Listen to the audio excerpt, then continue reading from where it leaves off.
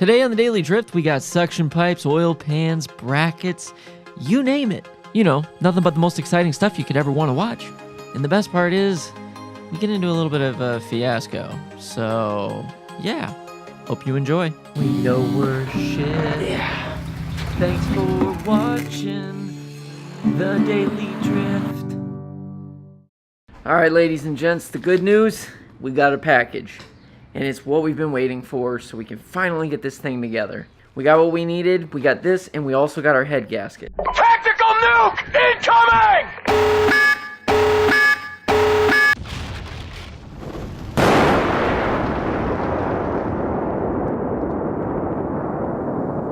So now, I just dropped the package, but that's okay.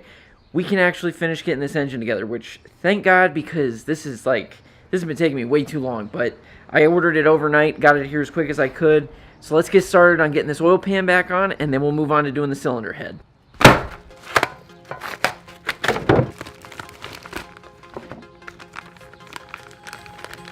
So there's the part number for this thing. This is what it looks like. And there's the part number for the nuts and bolts. So all of that was for this little bracket right here. That whole day where I did all those things, I got it all together, just to realize that this piece right here was missing. This little hunk of metal caused all that problem. It took me forever just to find that part number, so I hope that it helps you if you need it, because good lord, that took forever to figure out. So let's get this sucker on. It's real easy. It's literally 2 bolts. But I'm going to take this opportunity to also check the main cap, because we have to take it off anyway just to put this under it. So let's do it. Okay, so for anybody wondering, I pulled off one of the end caps just so we can get a look at the bearings. I know it's only one, so it's not going to give us the full story, but at least we have a general idea what's going on here from where we had all the corrosion and stuff. It doesn't look really pretty, but I mean, I think it's going to be okay. I hope. Take a look. So first off, this bolt here was loose. It wasn't even on like torqued, so it's a good thing we checked this anyway. But secondly, you can see there's a little bit of something there, but I think that's just like a surface level. I think that is probably just from water sitting. I can't feel it with my fingernail, so that feels fine. I don't see any like real major pitting or anything. And then as you look on here, you can see there's a similar mark in that same spot, which is probably from the water. But again, I can rub my fingernail and there's no problems. It looks like it's dirty, and I think that could just be from all the cleaning solution, the WD-40 and stuff being in there. So I think it's going to be okay. So yeah, so with a good coat of oil, and after this thing runs a little bit, you know, when we first get it started up, we'll probably put some of this, there's this stuff you can put in the oil, I forget what it's called, it's like BG or something like that. It comes in a little can. We'll probably run that through when we first start it up, just to try to give it the best chance we can to clean it out, and then immediately do an oil change again, just because there's all kinds of nasty shit in here. There's probably stuff that's been sitting in here for God knows how long. So we'll get that taken care of when the time comes. But for right now, I'm going to get the cap put back on. We're going to put that part on that we needed. And we should be able to keep moving forward. So that's what we're going to do.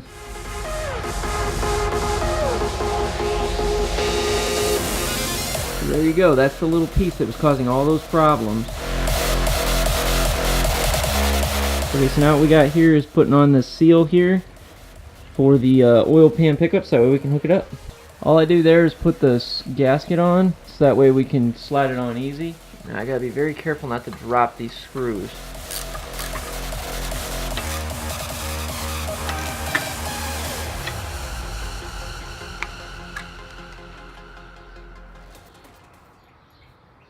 Cool. So next thing we gotta do is just put a little bit of RTV in these little spots here, and then over here, just a little bit in these little clumpy spots, because that's a spot where it could leak potentially. But we have an actual BMW gasket that's going to go all the way around. Just a little extra caution, because these joints have a tendency to leak if you don't do that. You can see where there's this joint, and if you look at it, you can tell that there's a little bit of a, it's not 100% level or 100% even, and it's always possible that some oil could leak through there. So we want to prevent any of that to possibly happen, because I hate oil leaks.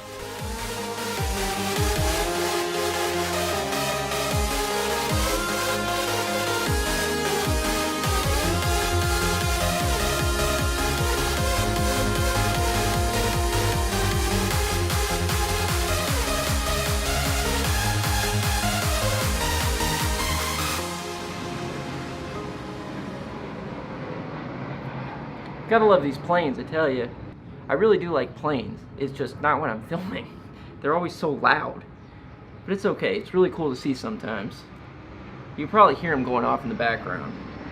Also, nice thing, this gasket only goes on one way, so you can't screw it up.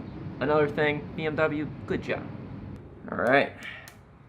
We got our oil pan gasket on, so now we just need to put our oil pan on.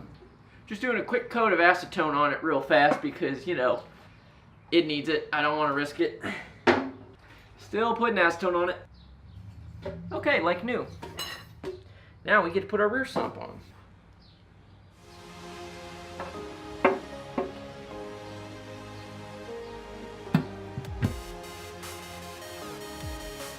There she is. Now we just got to bolt her down.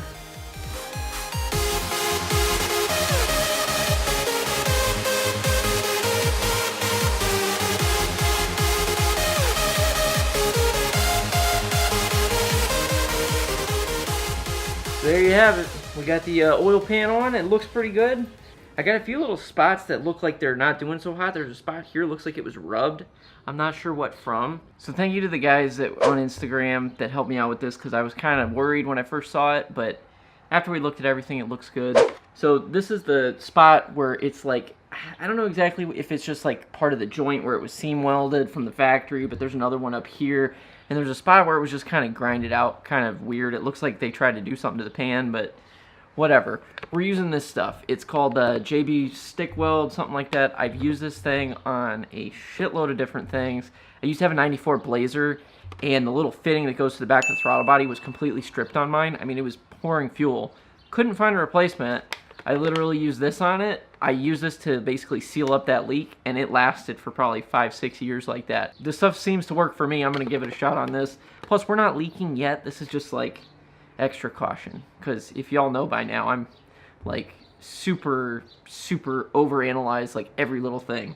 What if I run out of oil, and what if it starts leaking, and then what if my thing doesn't work, and then if I try to start it, then it doesn't want to start, and then I don't forget to put the gas in, then it turns out it's the fuse that's blowing, and the fuse isn't blowing, it's actually just a relay, and the next thing I know, I'm going to try to start the car, it doesn't start, and then I can't get it on the line because my wheel lugs fell off, and I can't get into the thing, and then it goes off, and then it doesn't run anymore. Sounds like you're overthinking this whole Drifting thing. Stop nerding out! I don't know why, I'm always like paranoid of things screwing up. I think it's because the RX-7. It's always breaking, so now I'm like paranoid that this thing's always gonna break, but this has been like most reliable thing for us. So anyway, enough rambling. I'm gonna get to it.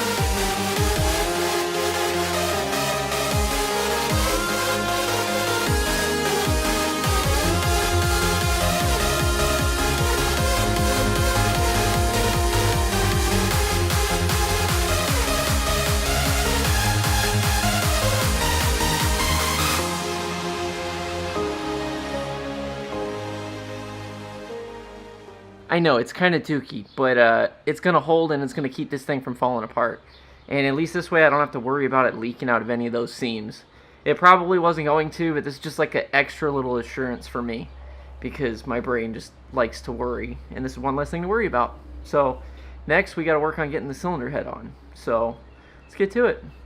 Okay, so now I just need to be careful when I'm turning this so that my chain doesn't fall all the way through, since now we don't have access to it. But luckily I have it zip tied pretty good, so we should be alright.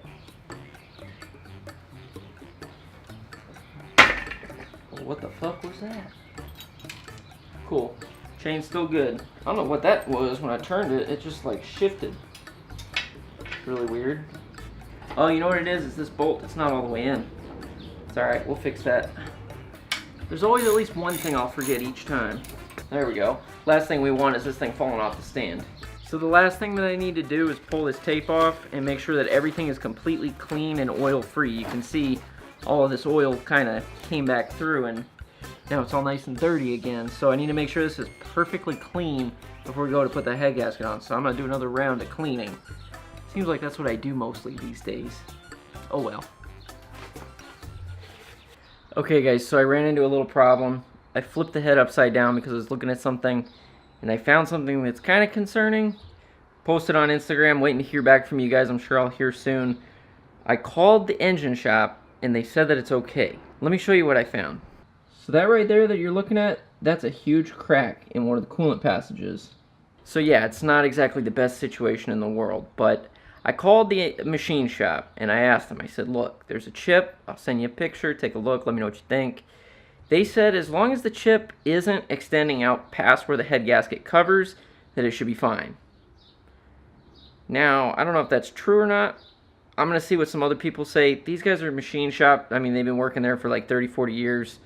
They've got combined experience of probably like 75 years, so they know a hell of a lot more than I do. So if they tell me it's okay, I'm going to run it. But I'm a little bit apprehensive here. I'm a little bit nervous, not going to lie, because I don't want to do all this work, get it together, and then find out I got low compression. So if you can, just say a prayer for me, because Lord knows I'm going to need it tonight. Alright, so I didn't want to show the same thing twice. Basically, what I did is I used our other head that we had, and I took all the cams out, I took the lifters, everything, and basically I broke it all down because I'm going to take both heads down in the machine shop. I'm going to have them look at the one that's cracked, and if that one's like no bueno, they can't weld it and repair it, then we're going to give them the other head and have them just refinish that one. Because I can't see any visible cracks on this one. Because it's dirty, it's hard to see if there's any cracks, but it's not as obvious as like the other one was. So take a look. So as you can see, this one's a little bit nasty. Got the cams over here all lined up and everything. They actually look pretty decent. I was pretty surprised. But then this is the part that I was kind of curious about. You can see that these things are actually not that bad. These valves actually look like they're in decent shape. I don't know. I thought they looked worse than that, but they actually look pretty good. And I can't see any visible cracks like on this stuff. I can't really see anything that looks too obvious. I'm looking around all the water jackets, all the bolt holes around the combustion chamber. But we're going to see if we have to. We're going to give them this head, and we'll just get this one redone if we need to. So yeah, it's kind of a bummer, but it is what it is. This is pretty much all I'm going to get done tonight. Tomorrow I'm going to take these parts down to the machine shop. We'll see what they say. But either way, we'll see how this goes. If I don't see you now, I'll see you in the next one. If we do see you tomorrow, well, I'll see you tomorrow. Just remember to keep things nice and easy.